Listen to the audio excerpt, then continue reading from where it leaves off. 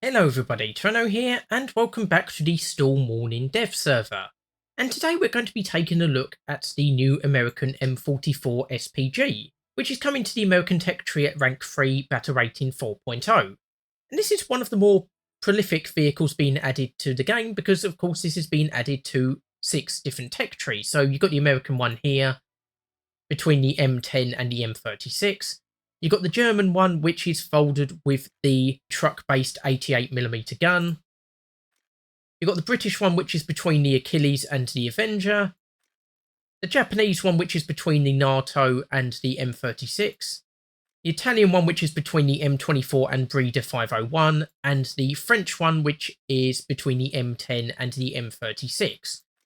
And as far as I can tell, they're all the same. The stat card for the British one says it's got 36mm of armour, but it doesn't actually seem to be the case when looking at the vehicle.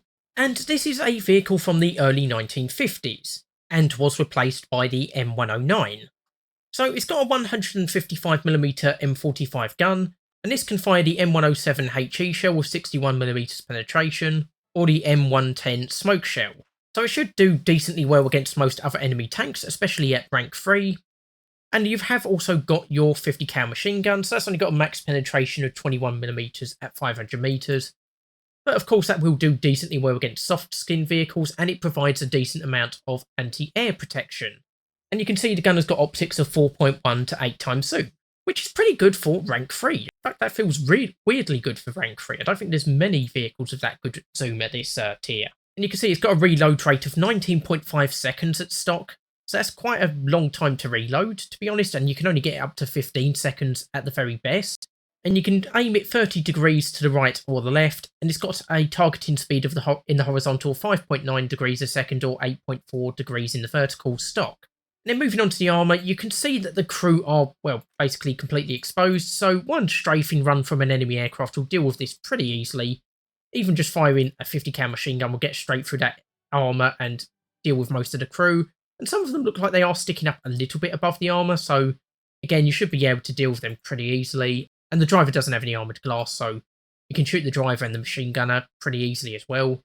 The actual vehicle itself only has about 12mm of armour, and even with sloping, that's not really much more effective than 20mm, so yeah, basically you're just not going to stand up to any enemy fire in any case, essentially. But it has got a decent amount of speed, so it's got 35 mile per hour top speed going forward in 4 gears, or 9 miles per hour in reverse on 2 gears.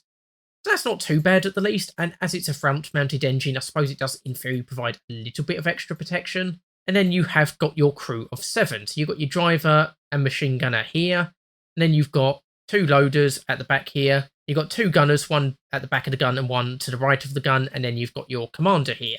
So you've got a decent amount of crew, so if you do take some casualties, there is a little bit of redundancy for crew losses. And so, yeah, as long as you're not getting one shot by any enemies, if you're just taking a few shots from your strafing run, you should be okay. Definitely not something you want to be taking up close to enemies, unless you're sure you're going to be able to shoot before they do. So we're just going to take this out for a quick test drive, just to see how it performs. So, there we are. There's the driver view. Unfortunately, they don't seem to have added the machine gun control quite yet, because usually you can control your machine guns manually if you so choose to.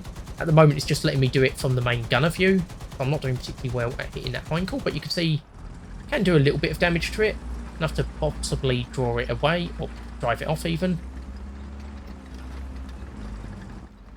And you can see we've got pretty good zoom, especially for a rank 3 vehicle. You can take out the Panzer IV in one hit. Taking something like the Panther is doable if you hit around the mantlet, but if you hit the frontal plate, it's just not going to work very well at all. We'll try and take a shot from about here, about 400 meters, yards, is that? Yeah, so if you hit the mantlet, you can take that out pretty easily, one shot kill. If you get the side armor, I suspect you'll take it out very easily as well. You can see that the 50 cal does also work against less armoured vehicles. Maybe not brilliantly so, but enough to at least drive them off, hopefully, or buy yourself some time. And yeah, it looks like the M44 is performing decently well. I'm not usually a huge fan of adding Cold War vehicles into the lower tiers, but I suppose it's not going to work massively well in the higher tiers. It's not going to be overpowered exactly, so I suppose it's not a huge problem. Take down the anti-air truck. Previously in a test drive, I actually managed to knock out 2 of my crew doing that shot, but unfortunately I wasn't recording at the time, but obviously that is a pitfall of doing danger close shots like that. And so I take this back to the hangar, and so that is the M44, and yeah, like I say, I think it'll do decently well. It is a little bit of added extra firepower for various different nations that all use this vehicle. So yeah, looking forward to unlocking this one at some point in the future, and I think it'll be a pretty good vehicle for the lower tiers. Anyway, that was just a quick look at the M44. Hopefully you've enjoyed it. Hopefully you'll join me for the next one. I've been Toreno, so I'll see you next time.